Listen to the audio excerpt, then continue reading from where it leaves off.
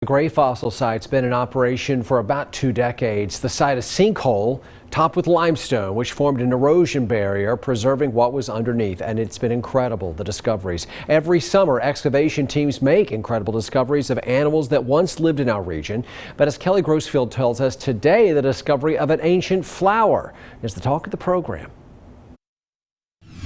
Piecing together what life was like millions of years ago is just that, small pieces of a larger puzzle. Pieces quite literally on every table in the lab at the Gray Fossil Site. Dr. Stephen Wallace says bone fragments found over time help his team eventually create a bigger picture. The misconception is that we can pick up any bone fragment or any seed fragment and say, oh, I know what this is.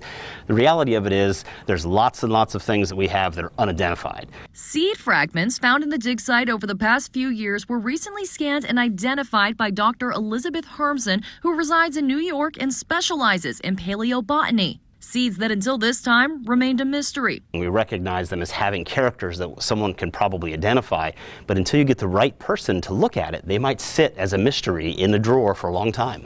Hermsen identified 13 fossil seeds of extinct passion flower, seeds found right here in Gray.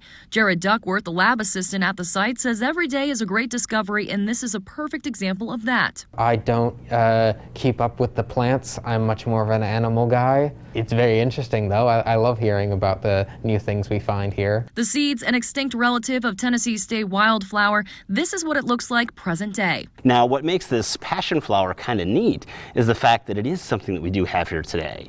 And a lot of the plants and animals at Gray have this sort of flavor of Asia or someplace far away, whereas this flower is basically like something that is here today. While Wallace's team continues to make discoveries, he says people should appreciate the asset that the Gray Fossil Site is to this community. It tells us about their past. I mean, it's their past. It's not just our past, it's their past. In Gray, Kelly Grossfield, News Channel 11.